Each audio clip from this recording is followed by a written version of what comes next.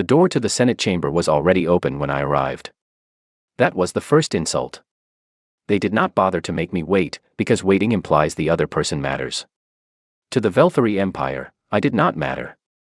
Neither did the 8 billion people standing behind me. I walked in alone. My name is Asha Mercer. I hold the rank of Commander in the United Earth Defense Directorate, though on paper I was listed as Earth's Chief Diplomatic Envoy. That title was a polite way of saying I was the last person humanity was willing to send before things changed permanently. I had spent 3 years preparing for this moment. I had read every treaty the Velthari Empire had ever imposed on a conquered species. I had memorized every session of the Galactic Senate that touched Earth's name. I knew exactly what this room was designed to do. It was designed to make you feel small. The chamber of the Senate of 1,000 Worlds was built inside a hollowed asteroid, roughly 4 kilometers across. The ceiling was so high it had its own weather. Pale clouds drifted near the top of the dome, lit from beneath by soft amber light. Around the circular floor, rising in tiers like the inside of a volcano, sat the representatives of over 900 species. Some were tall and thin, with skin like polished stone. Some floated in sealed tanks of liquid. Some were small enough to fit in my coat pocket and sat on elevated platforms with their own translation devices. All of them were watching me walk to the center of the floor. I did not look up at them. I looked straight ahead. At the far end of the chamber, elevated on a platform carved from a single piece of dark mineral I had never seen on Earth, sat the Grand Arbiter of the Velthari Empire. His name was Consul Dravan. He was tall, nearly 3 meters, with a body built like a question mark and a face that had clearly never carried an expression it did not choose deliberately. He wore the deep green ceremonial robes of his office, and he was looking at me the way a person looks at a small crack in their ceiling. Mildly interesting. Probably nothing. Beside him, a junior aide placed a document on the central table. The document was 47 pages long. I had read it 6 times on the journey here. It was called the Voluntary Integration Accord. The word voluntary was doing a great deal of work in that title. The accord would dissolve Earth's directorate. It would transfer all orbital infrastructure, including our stations, our relay networks, and our deep space sensors, to Velthari administrative control. Human citizens would retain the right to petition Velthari regional governors for basic resource allocations. We would be permitted to keep our languages, our cultures, and our art, the way a museum keeps old things behind glass. We would exist. We just would not govern ourselves. Consul Dravan let the silence stretch for a moment before he spoke. His translator rendered his words into clean, flat English, which was the language he had chosen to use. Another small calculation. He wanted me to hear this in my own tongue. Commander Mercer, he said. Earth has been offered 11 years of patience. The Empire has been generous. Today, we conclude this matter. I said nothing yet. I walked to the table and looked at the document. Around the chamber, there was a low murmur of languages being exchanged. I caught fragments through my earpiece. Translated snatches of conversation from the galleries. They were discussing how long the signing would take. One senator from a species called the Vorith was apparently placing a quiet bet on whether I would cry. I picked up the document. I held it for a moment. Then I set it back down, and signed, and reached into my coat. I placed a single sheet of paper on the table. Plain white. Printed in simple black text. Earth-made, deliberately. Everything about it was ordinary, because the message did not need decoration. It read, leave Earth's orbit and sovereign space within 30 days, or face the consequences of remaining. That was all. Consul Dravan looked at it. He looked at me. And then he laughed. It was a strange sound, translated by machine into something close to a human laugh, but with an undertone that made my neck tighten. Around the chamber, other senators joined in. Not all of them. But enough to fill the dome with the sound. I stood in the center of that laughter and I did not move. I thought about a species called the Merath. The Velthari had given them a similar choice 22 years ago. The Merath had tried to resist. They had lasted 8 months before their fleet was dismantled and their leadership was resettled to an imperial administrative planet. They were still there. Technically free. Technically safe. Completely powerless. I thought about the Solon Confederacy. They had not even tried to resist. They had signed on the first day and spent the next decade filing petitions to the regional governors, asking for clean water allocations for their southern settlements. Most petitions were still pending. I thought about 41 other species whose names I had memorized, one by one, sitting in my office on Earth, reading files that nobody else wanted to read because the endings were all the same. Then I thought about what Earth had been doing for 11 years while everyone assumed we were the next name on that list. I let the laughter continue. It took almost a full minute before the chamber settled back into something resembling order. Consul Dravan wiped the expression from his face and leaned forward slightly. "Is this a joke, Commander?" he asked. "No," I said. "It is an offer. The same one we would hope you take seriously." "Earth has no fleet," he said. "Earth has no alliance. Earth has no leverage. Your orbital stations are under our observation. Your manufacturing output is logged and reviewed quarterly. You have signed 17 preliminary cooperation agreements over the past 11 years. You have no position from which to make demands." I nodded slowly. "That is what the records show," I said. He paused. It was brief, barely a second, but I caught it. The pause of someone who just heard a sentence with a shape they did not quite like. "We will give Earth 72 hours, he said, and his voice had gone flat. "To reconsider. After which, the accord will be considered accepted by default and the transition of administrative authority will begin." I picked up my single sheet of paper from the table. I folded it once and put it back in my coat. "We will not need 72 hours, I said. "Our position will not change." I turned and walked back toward the door. No guard moved to stop me. Nobody called after me. The chamber went quiet in a way that was different from the quiet before. It was the quiet of a room full of intelligent beings who had just heard something they did not know how to categorize. Outside in the corridor, the young Velthari aide who had placed the accord document on the table was waiting. He was not supposed to be there. He looked at me with wide eyes, a pale green, unusual for his species, which typically ran toward gold. He did not speak. He pressed a small folded note into my hand and then walked quickly in the opposite direction. I waited until I reached the transport bay before I opened it. It had 3 words written in Velthari script, which my earpiece translated quietly. "They are afraid." I looked at those 3 words for a long moment.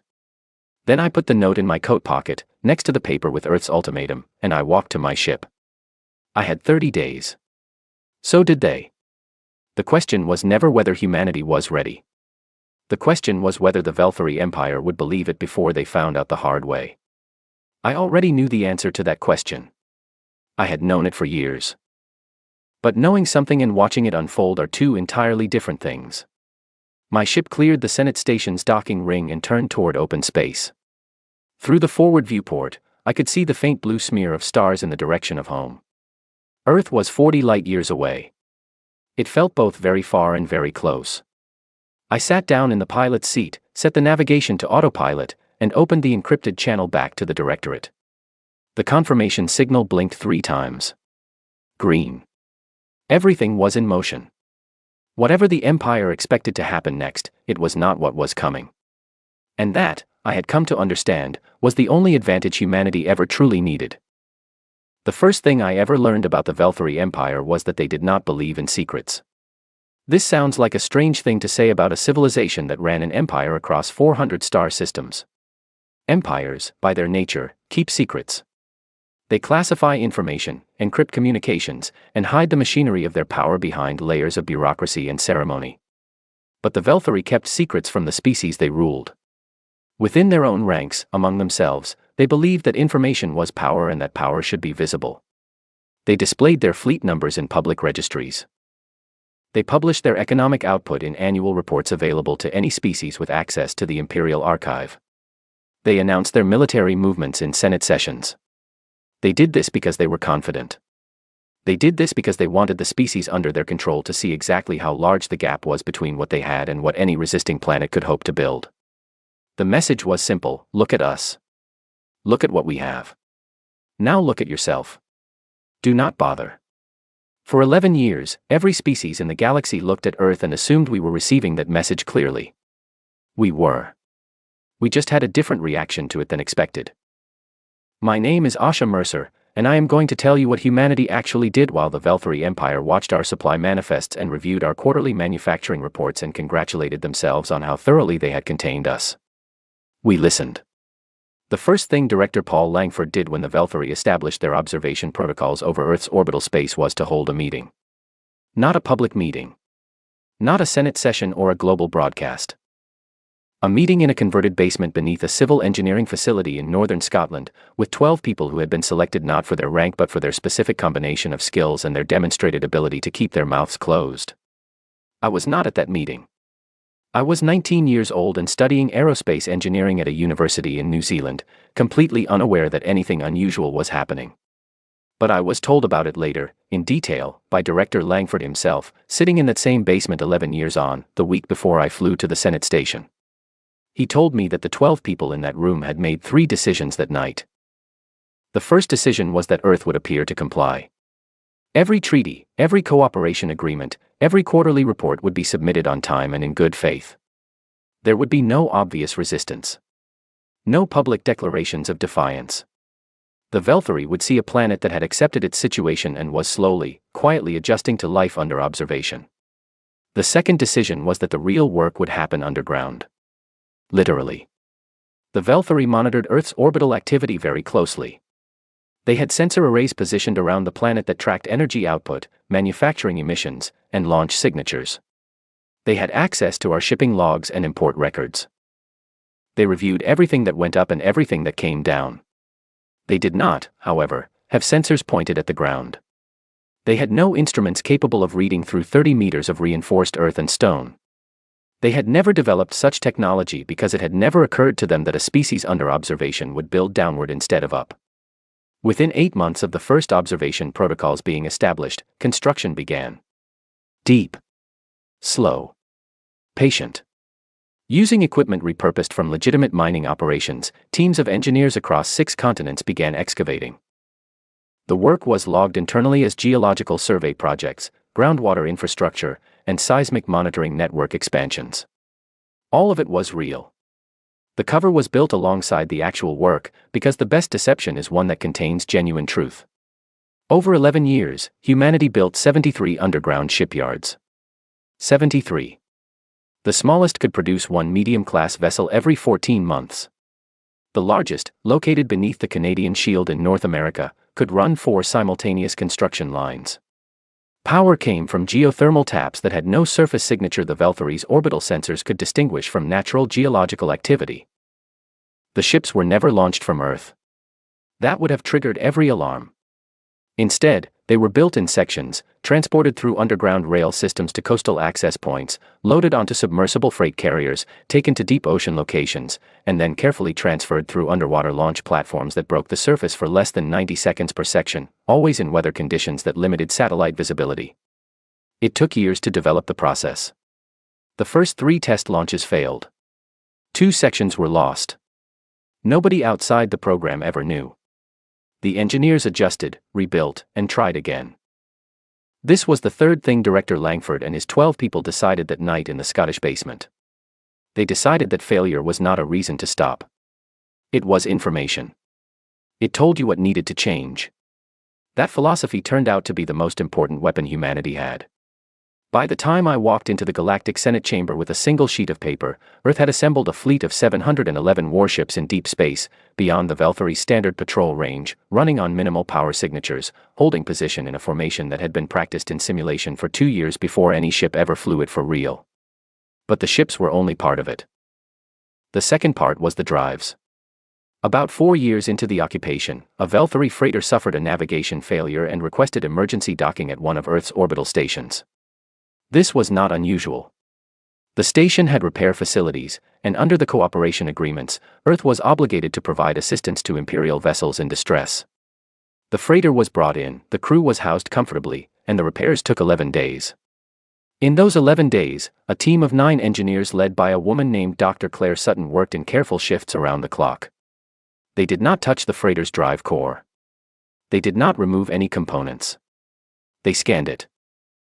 With sensors that the Velthari did not know Earth had developed, because those sensors had been built underground and never logged in any report. The data from those 11 days of scanning kept a team of 400 engineers busy for 3 years.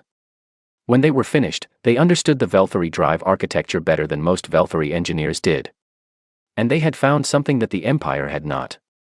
An inefficiency. A small one. A quirk in the phase alignment sequence that cost about 38% of the drive's potential output. The Velthary had built around it for generations, the way you build around a structural column in a room. You accept it.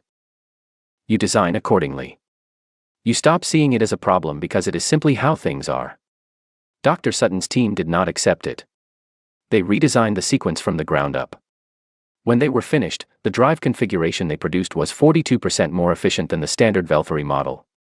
Our ships could travel farther, faster, on less fuel, with a smaller energy signature. The Velthary had given us access to their technology through a mistake. We had returned the ship in perfect condition and said nothing. We thanked them for the opportunity to demonstrate cooperation. We filed the required service report. The third part was information. 11 years ago, the diplomatic delegation Earth sent to the Velthary Senate was presented publicly as a gesture of goodwill. A team of 40 representatives, traveling on a passenger vessel, arriving with prepared statements and a willingness to engage in dialogue about Earth's future within the imperial framework. 38 of those 40 representatives were exactly what they appeared to be. The other 2 were not diplomats. They were systems engineers with backgrounds in signal architecture. During the 6-week journey to the Senate station and the subsequent 12 weeks of diplomatic proceedings, those 2 engineers deployed 41 microsensor packages at key points along the route. Each package was smaller than a closed fist. Each one was designed to be completely passive, emitting nothing, simply collecting and storing data about Velthary fleet movements, communication traffic patterns, and navigation signatures in nearby space. Over 10 years, those 41 packages collected and compressed an extraordinary amount of information. They were designed to transmit only once, in a single short burst on a frequency the Velthary did not monitor, timed to coincide with a natural electromagnetic event that would mask the signal. The transmission took place 14 months ago. The data was received by a relay platform humanity had quietly positioned in deep space 2 years prior. By the time I sat across from Consul Dravan in the Senate chamber, Earth strategists had 10 years of Velthary fleet position data, refined into a complete picture of their patrol patterns, their response times, their strategic reserves, and the precise location of every major military asset in the 3-star systems closest to Earth. We did not just know where their ships were. We knew where they would be. We knew how long it would take them to respond to any given signal. We knew which routes they prioritized and which ones they left lightly covered. We knew exactly where to position our fleet to arrive inside their response window, before they could coordinate a coherent reaction. I remembered something my mother said to me when I was 12 years old. She was a geological engineer who had spent her career working on deep infrastructure projects. Later, I understood she was one of the original shipyard construction leads, though she never told me that directly. She told me this: the difference between a wall and a door is not the material. It is the intention of the person who built it. The Velthary had built walls around Earth. They had built them with observation protocols and cooperation agreements and resource controls and the very visible presence of their fleet in our orbital space. They had built those walls to contain us.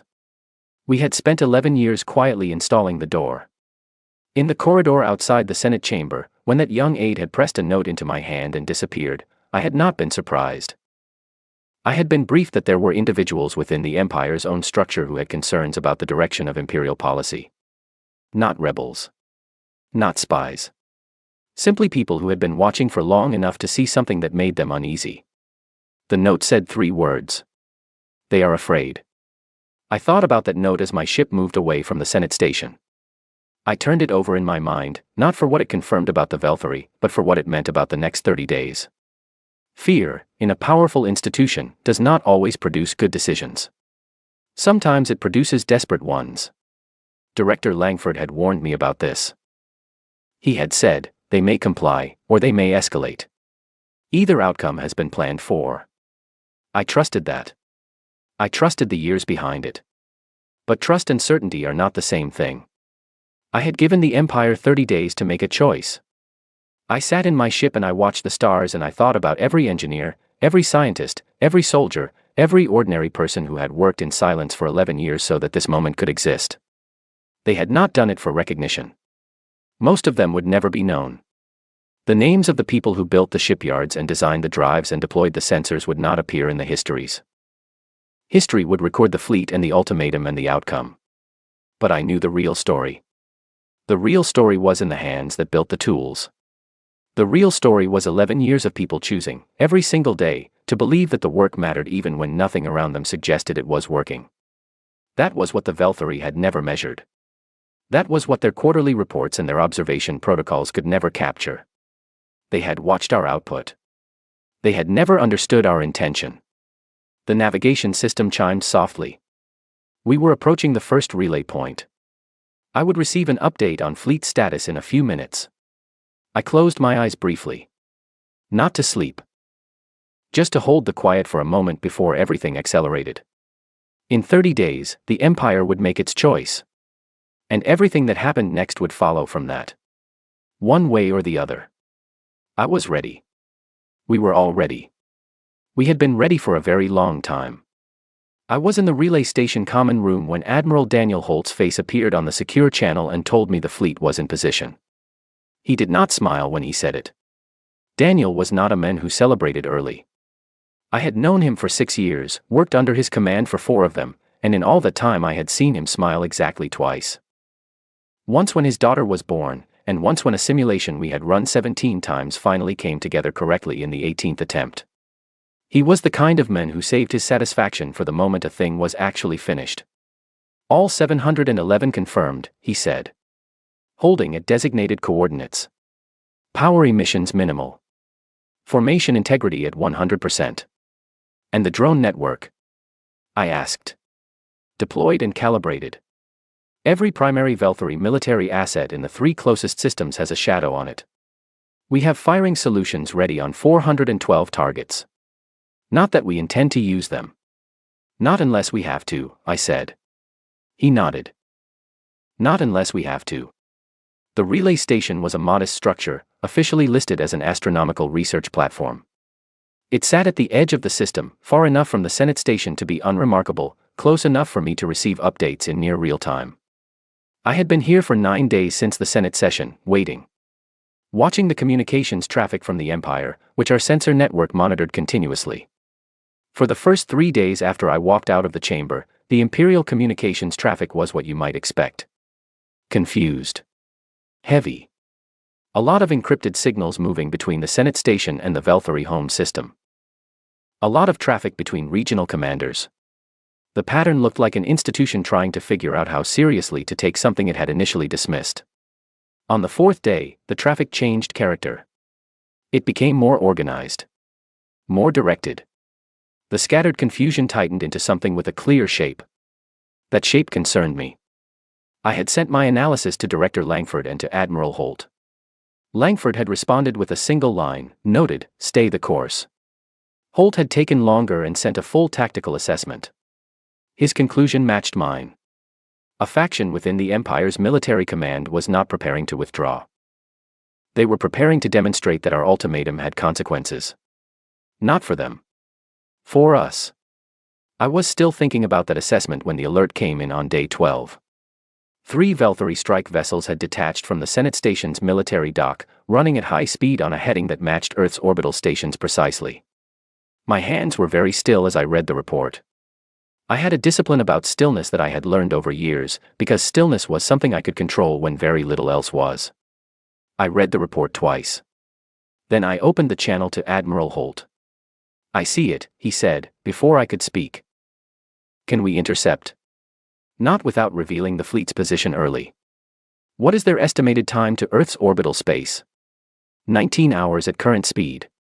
I did not speak for a moment. 19 hours was not enough time to evacuate the stations. We had protocols for moving personnel to interior sections, for activating shield systems, for positioning emergency response vessels.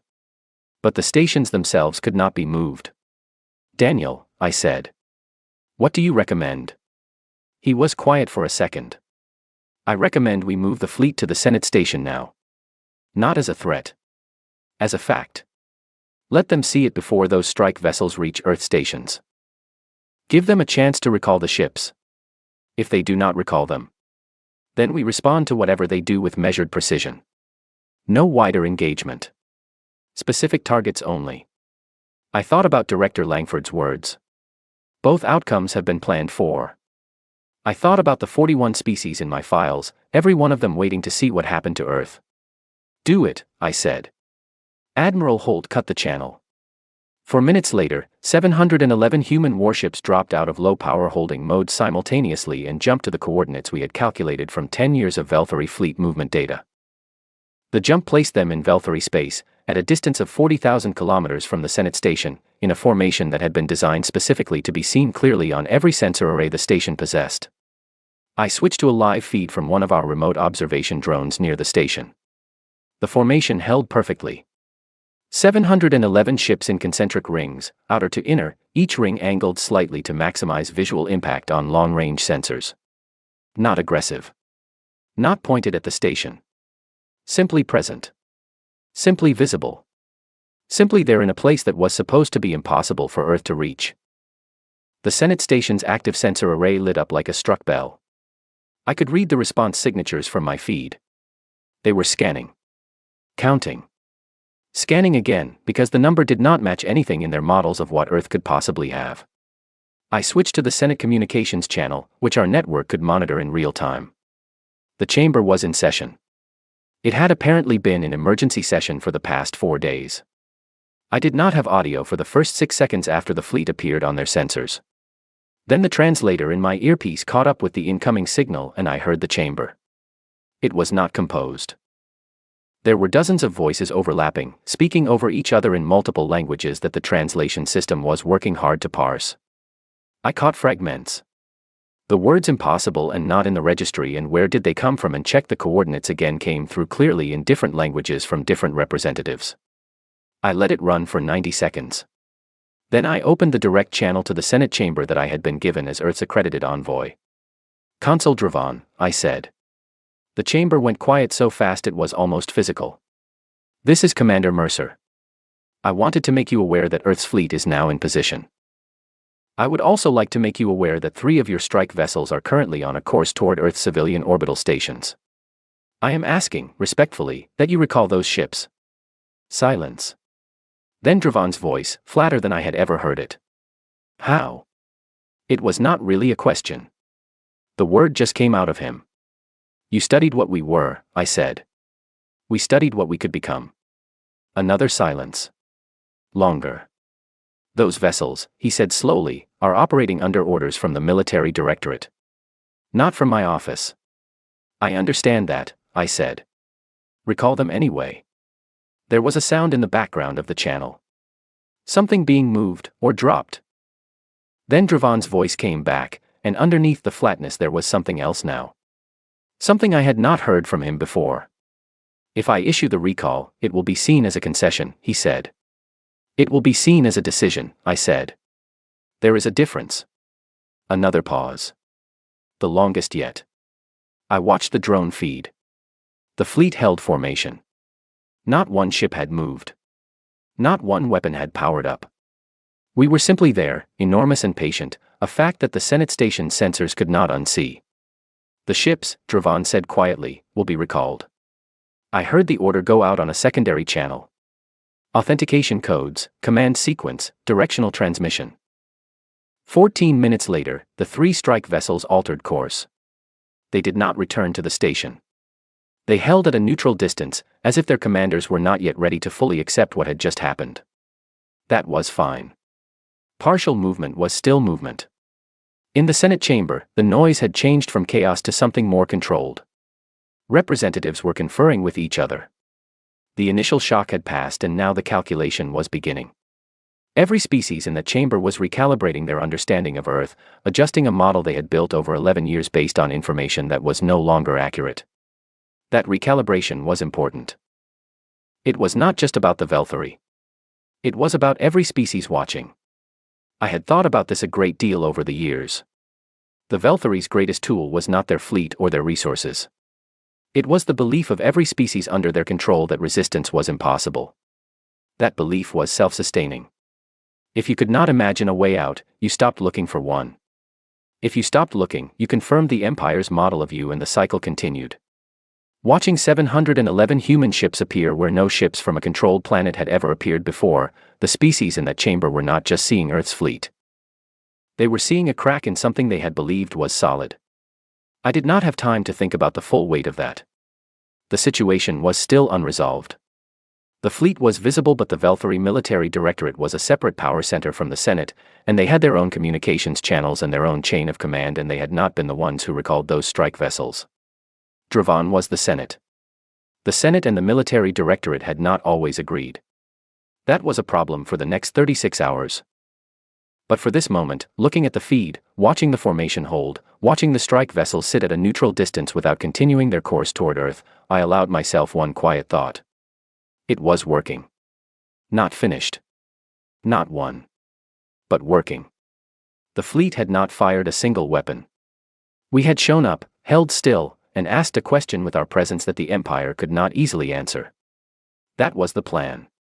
That was always the plan. Not destruction. Presence. The kind of presence that changes the calculation permanently, whether the other side chooses to accept it or not. The attack came at 0340 station time, while most of the relay post crew was asleep. I was not asleep. I had not managed more than 2 hours in the past day and a half. I was at the monitoring console when the alert came in, and I read it 3 times in the space of about 4 seconds because my mind initially could not process what it was showing me. The 3 Velthari strike vessels that had been recalled had not stayed recalled. Somewhere in the 19 hours between Consul Dravan's order and the moment I was reading this report, a counter-order had come from the Military Directorate. A separate authorization. A separate chain of command that had simply overridden the Senate's recall signal and sent the ships back on their original heading. They had not gone for Earth's defense infrastructure. They had not targeted the military platforms or the relay networks or the sensor arrays. They had targeted the civilian habitat rings. 3 of them. The oldest ones, positioned in Earth's mid-orbital band, each housing between 10 and 17,000 residents. Workers, families, researchers, support staff. By the time the alert reached me, it was already over. I sat at that console for a long time without moving. The reports came in sequence. Habitat Ring 7. Ring 12. Ring 19. The structural reports. The emergency response activation logs. The initial casualty estimates, which changed 3 times in the first hour as search teams updated their data. 41,214. That number settled and stopped changing around 0520. I had a habit, when I received difficult information, of saying the numbers out loud to myself. Quietly, barely a whisper. Not for anyone else. For myself. To make sure I had actually taken the information in rather than letting it slide past the surface of my mind like water off a cold surface. The human brain, under extreme stress, can become very good at almost understanding something without fully absorbing it. I had learned, over years, to push through that. 41,214. I said it once. And then I sat with it. On the monitor, Admiral Holt's channel request was blinking. I let it blink for 30 seconds before I answered. When his face appeared, it was completely controlled, the way a person's face looks when they are controlling it very deliberately.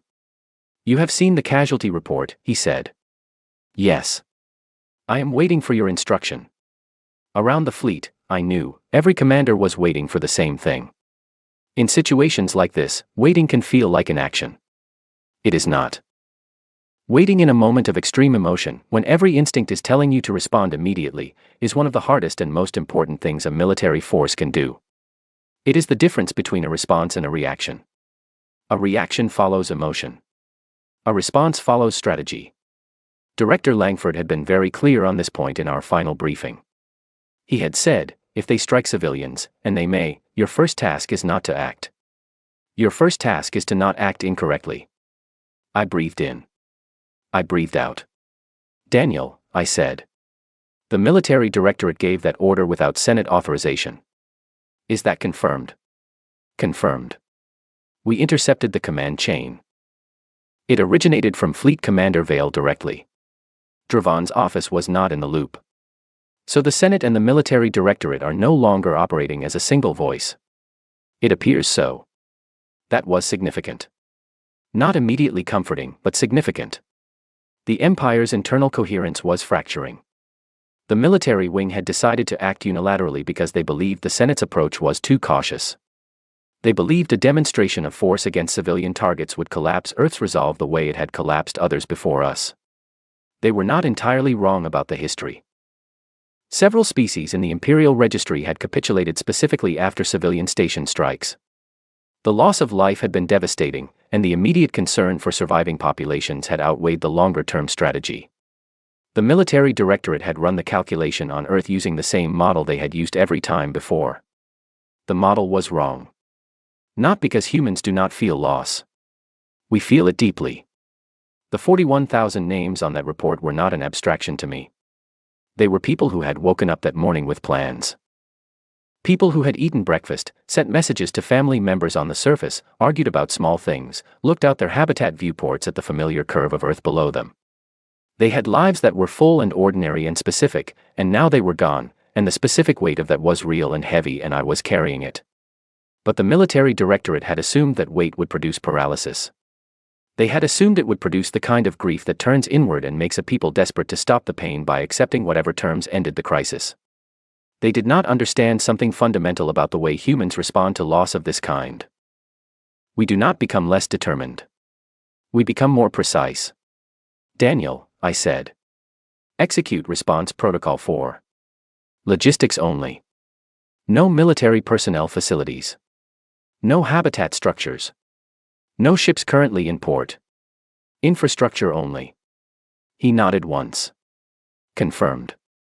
Protocol 4. Over the next 6 hours, Earth's fleet executed the most methodical and precisely constrained military operation in our short history of deep space combat. We hit 23 targets. All of them were supply infrastructure. Velthary logistics depots, fuel processing stations, automated cargo transfer points, and communication relay installations. Each target was struck with minimum necessary force to disable it. Not destroy. Disable.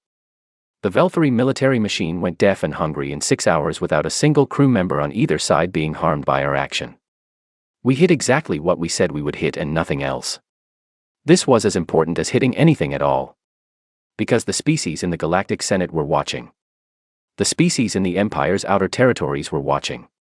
The freed worlds that had spent years under Imperial administration were watching. They were watching to see whether humanity, having been struck in the way the Empire had struck before, would respond with the same unconstrained force the Empire had always used. Whether we would prove that power, regardless of who holds it, always behaves the same way in the end. We did not. 16 hours after our operation concluded, something happened that our planning had hoped for but had not guaranteed. A signal came in on an open frequency. Not encrypted. Not directed specifically at Earth. Broadcast into open space, receivable by any vessel or installation within range. It was from the Soren Collective, a species in the Empire's outer territories who had been under administration for 31 years. Their signal was brief. A formal statement, read in their own language with a translation appended. It said that the Soren Collective had observed Earth's ultimatum, Earth's fleet, and Earth's response to the habitat strike.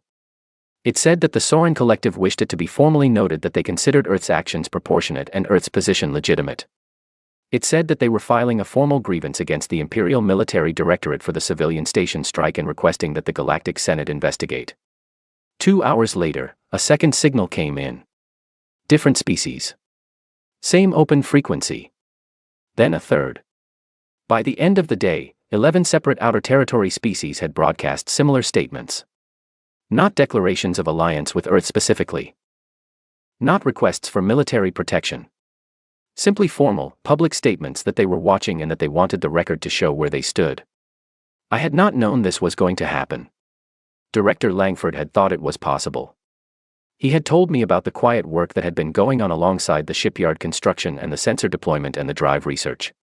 For 9 years, Earth had been using every contact point the cooperation agreements provided to build something that did not appear in any military registry. Relationships. Small ones. Quiet ones. A Velthary freighter crew that Earth Station had treated exceptionally well during an emergency repair. Returning crew members who went home and told their families about the humans who had been more courteous than any Imperial official they had ever dealt with. A medical supply shipment that Earth had routed to a Soren collective settlement suffering from an outbreak, using a loophole in the cooperation agreements that allowed humanitarian cargo. Refugees from a displaced species called the Thras who had requested temporary settlement on Earth and had been welcomed, housed, and educated for 6 years before the Empire's relocation order came through, and who had left carrying something they did not expect to find on a controlled planet. The memory of being treated as if they mattered.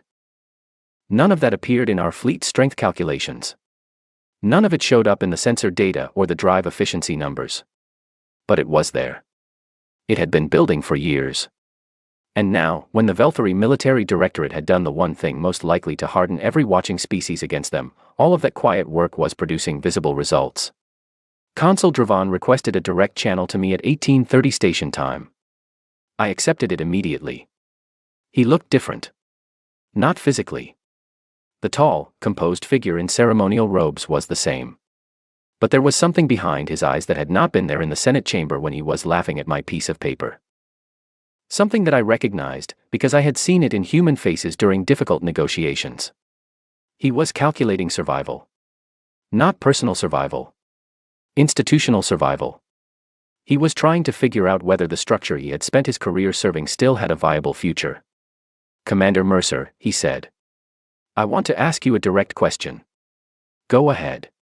"Why," he said, "when you had 700 warships positioned outside this station, with firing solutions on 400 military targets, did you wait? Why did you not simply act?" I looked at him for a moment. The question was genuine. It was not a diplomatic opener or a tactical probe. He genuinely wanted to understand. "Because the choice was always yours to make," I said. "Taking that choice away would have told every species in this Senate that we are the same as the Empire. That whoever has the bigger fleet gets to decide. We did not want to say that. We wanted to say something different." "And what," he asked slowly, "did you want to say?" I thought about the 41,000. I carried them with me into the answer. "That there is another way to organize a galaxy," I said. "And that Earth is willing to help build it. But not while the Empire has its hands around our throat." Dravan was quiet for a very long time. When he spoke again, his voice was different. The formality was still there. But underneath it, something had shifted. "The Military Directorate," he said carefully, "has overstepped its authority on multiple occasions. There is a process for addressing that within our governance structure. It has not been used in several decades because it has not been necessary." I understood what he was telling me. "It may be necessary now," I said. He inclined his head slightly. "It may be." He closed the channel. I sat back and looked at the drone feed. The fleet was still there. Still holding formation. Still not pointing anything at anything. Outside the Senate station, space was quiet. But inside it, I suspected, things were moving very quickly. The next 48 hours would determine everything. And for the first time since I had walked into the chamber with a single piece of paper, I allowed myself to feel something other than focused concentration. Not victory. Not yet. But possibility. Real, genuine, unguarded possibility. It felt unfamiliar. After 11 years, unfamiliar was the right word for it. I held onto it carefully, the way you hold something fragile that you have waited a long time to find, and I waited to see what the morning would bring. 22 days after I placed Earth's ultimatum on the table of the Galactic Senate, Consul Dravan called for a full emergency session of the Senate of 1,000 Worlds. It was the first time in 140 years that such a session had been called by the Senate's own presiding authority rather than being requested by the Imperial Military Directorate. The distinction mattered enormously, though I suspected most of the representatives filling the chamber that morning did not fully appreciate why. I did. I had spent a week reading everything I could find about the Senate's governing charter, and I understood exactly what it meant that Dravan had used his own authority to call this session rather than waiting for the military directorate to set the agenda. It meant the Senate was reclaiming its voice. I was in the observer's gallery rather than the chamber floor. My formal envoy status had been suspended 3 days earlier by the military directorate, which had declared my presence on the station a security concern. Dravan had not contested that suspension publicly. But he had quietly arranged for my relay station access to be extended and for a sealed observer pass to be issued under a different administrative category. It was the kind of bureaucratic maneuvering that a person could only do if they understood the system they were working within deeply and had spent decades inside it. I watched the session from behind a glass panel, with my earpiece providing real-time translation. The chamber looked different at full session. Every tier was occupied. Species I had only read about were present in forms I had never seen outside a biological reference archive. There was a species from the outer territories called the Vel Nerim who communicated through color shifts in their translucent skin and required a specialized interpreter system to participate in vocal language sessions. They had not attended a full emergency session in 40 years, according to the records. They were here now. The young aide who had passed me the note on the first day was standing at the edge of the floor, near the document tables. His name was Kalen. I had learned this during the past week. He was 26 years old by Velthary counting, which translated to roughly 19 in Earth years. He had served in the Senate administrative staff for 3 years. Before that, he had studied comparative governance at a university on the Velthary home world, where, according to people who knew him then, he had written a thesis arguing that the empire's integration policies were economically self-defeating over timescales longer than 50 years. His thesis had received a passing grade and a note from his evaluator recommending he pursue a career in a less theoretical field. He was standing very straight. His pale green eyes were watching the chamber floor with an expression I recognized, because I had worn something like it myself many times. It was the expression of someone watching something important happen and trying to memorize it. Consul Dravan opened the session without ceremony. He did not give a speech. He presented, in precise and measured terms, a formal accounting of the events of the past 22 days. He did not editorialize. He did not frame the events as a victory or a defeat for anyone. He simply stated what had happened, in sequence, with the documentation attached. Earth's ultimatum. The Senate's initial response. The fleet's appearance. The recall of the strike vessels. The military directorate's counterorder. The civilian habitat strike. The casualty figures.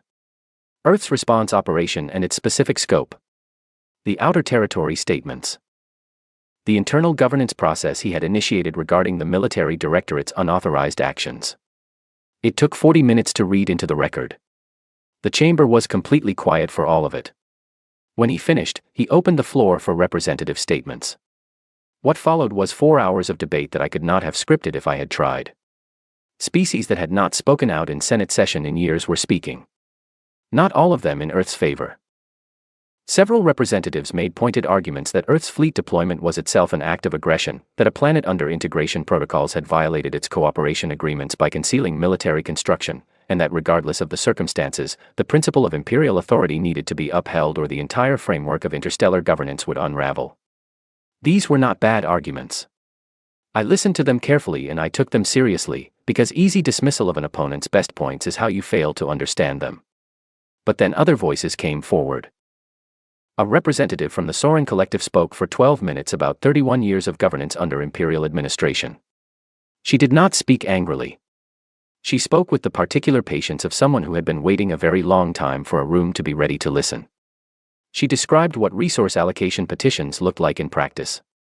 She described what happened to species that filed complaints.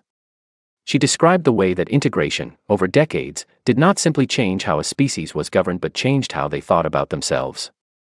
She said, "We began to believe that our smallness was a fact of nature rather than a condition that had been imposed on us." The chamber was very quiet when she finished. After her, a representative of a species called the Doran spoke. The Doran had been integrated 60 years ago. Their representative was elderly, speaking through a translation system that had a slight lag. He said that watching Earth's fleet appear in Velthary space had been the first moment in 60 years that he had allowed himself to imagine something he had long since stopped imagining. He did not say what that something was. He did not need to. Every species in the chamber that had ever been told to stop imagining understood.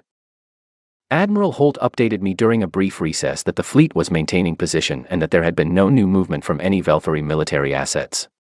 The military directorate had gone very quiet after Dravan initiated the internal governance process, which apparently carried significant constitutional weight that even the military chain of command could not easily override. Whatever was happening within the directorate's own command structure, it was happening without public signals. When the session resumed, Dravan put 4 formal motions to the chamber. The first motion called for the immediate cessation of all Imperial military operations in Earth's orbital space and the surrounding zone, pending the outcome of the session's proceedings. The second motion called for the formal suspension of the military directorate's authority over non-military affairs, pending a constitutional review of the unauthorized civilian station strike.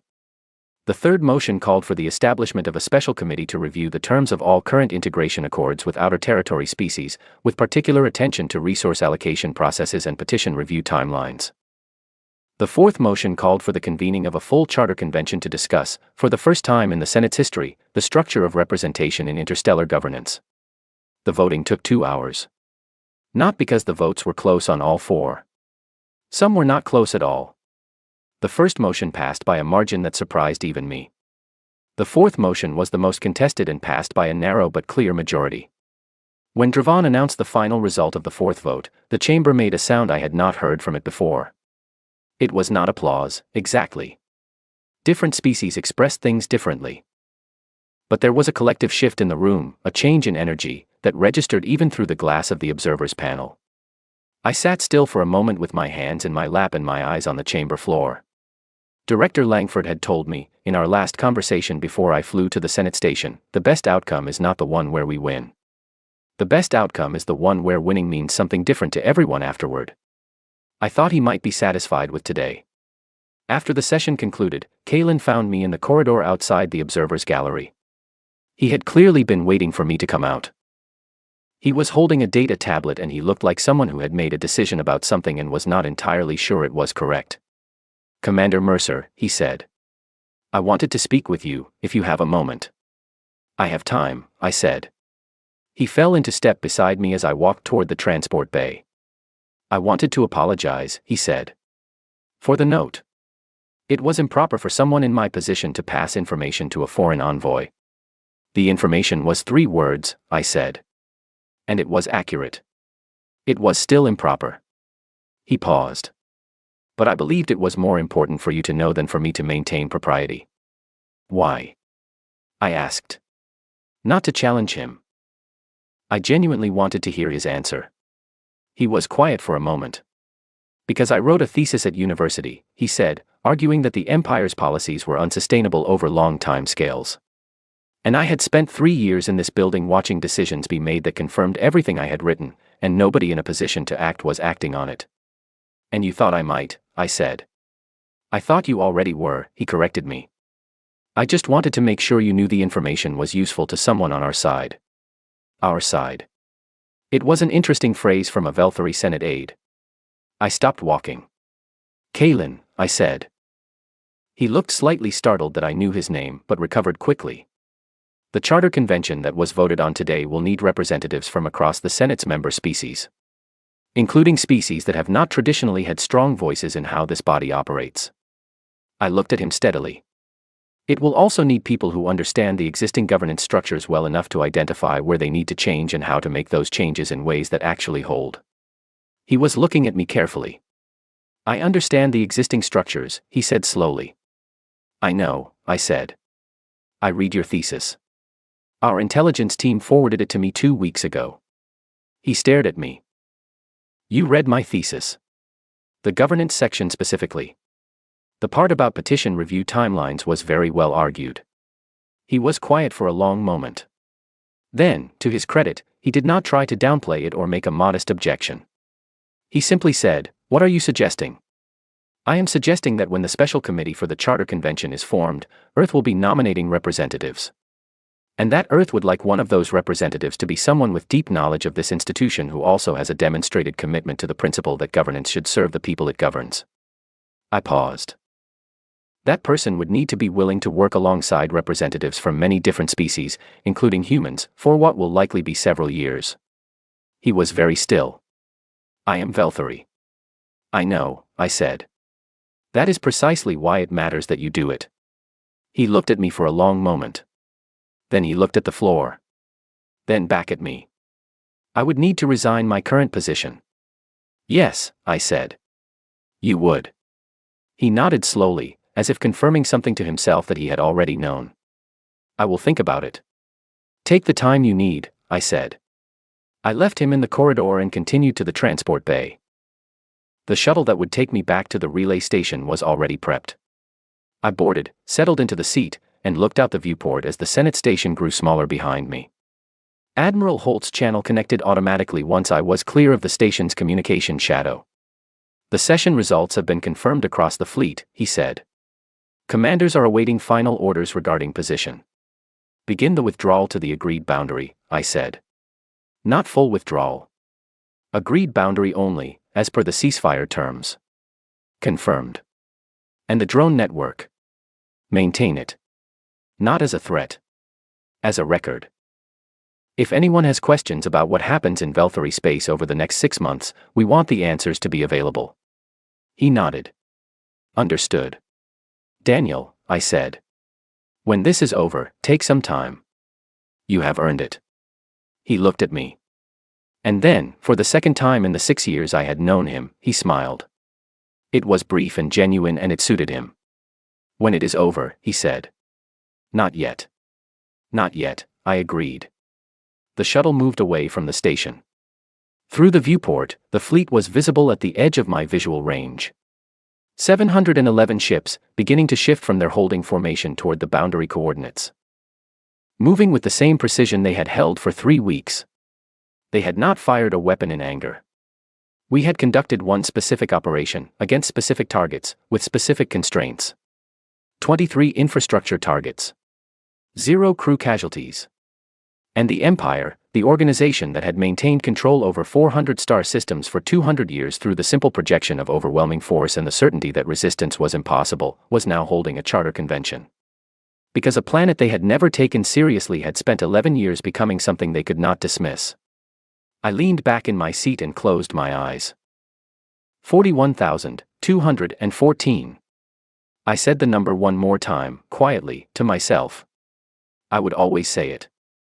I would say it for the rest of my life, at moments like this one, when the distance between what had been lost and what had been gained tried to sort itself into something simple. It never would sort into something simple. That was correct. It should not. The people on those habitat rings had not been part of the military program. They had not been soldiers or engineers or diplomats. They had been ordinary people living ordinary lives in a place that became dangerous because a powerful institution decided to demonstrate something. Their loss was not a price that anyone had agreed to pay. It was something that had happened to them, and the only thing that could be done in response was to make sure that the thing they had been caught in, the structure that had made their deaths possible, was changed in ways that mattered. That was what the Charter Convention was for. Not revenge. Not monument. Change. Real, slow, difficult, contested, imperfect change that would take years and would face resistance at every step and would require people like Kalen to walk into rooms full of people who did not yet trust each other and build something anyway. The relay station appeared ahead, small and steady against the stars. I thought about Director Langford in that Scottish basement 11 years ago. 12 people. One decision to try. I thought about Dr. Claire Sutton and her team of engineers, scanning a freighter drive for 11 days and then spending 3 years turning the data into something new. I thought about the construction teams underground. The submersible freight operators. The sensor engineers. The pilots who had practiced the formation drill 17 times before they got it right. I thought about a woman in the outer territories who had waited 31 years to say, in a full Senate session, that her people had been taught to believe their smallness was natural. I thought about the look on the faces in the chamber when she finished speaking. Director Langford had said, the best outcome is the one where winning means something different to everyone afterward. The shuttle docked. I unstrapped, stood, and walked to the station's main corridor. Through the observation window, the stars were steady and clear and enormous, the way they always are when you have been looking at a screen for too long and then look up and remember the actual scale of things. I stood at that window for a while. I thought about the question Consul Dravan had asked me in the Senate chamber on that first day, the one he had not asked out loud but had communicated with his laughter and his certainty and his very deliberate use of my own language. He had asked, "Who do you think you are?" It had taken 11 years, 3 weeks, and 41,000 losses to give the complete answer. But I knew what it was. We were the species that, when told a wall was permanent, had quietly built a door. We were the species that, when given 11 years of observation, had used them to learn, to build, to connect, and to prepare. We were the species that, when the moment came to demonstrate what we had built, had chosen to open with patience rather than force and held to that choice even when force was used against us. We were not perfect. We had never claimed to be. The galaxy would find out, over time, all the ways in which humans were flawed and difficult and contradictory and capable of getting things deeply wrong. That was fine. That was accurate. Perfection was never the point. The point was the door. The point was that we had built it, and we had opened it, and we had invited anyone willing to walk through it to come and build something on the other side together. Earth was 40 light-years away. It was the most ordinary-looking planet in its section of space. Blue, mostly. A bit of white cloud. A lot of ocean. Unremarkable from a distance, which was the way most remarkable things look from far enough away. It was full of people who had made engines in the dark and launched ships in secret and waited with extraordinary patience for a moment that might never have come. It had come. The Charter Convention would begin in 4 months. It would be the first interstellar governance gathering in history where every species present had an equal seat. It would be chaotic and slow and frustrating and occasionally brilliant, and it would produce results that nobody fully predicted and everybody would have opinions about. Humanity would participate in it the same way we had participated in the last 11 years. Fully. Carefully. With our eyes open and our hands ready for work. I turned away from the window and walked toward the communications room to begin drafting the report to Director Langford. There was a great deal to say. And for the first time in a very long time, all of it was true, and most of it was hopeful, and none of it was small. I sat down at the desk, pulled up the secure channel, and began.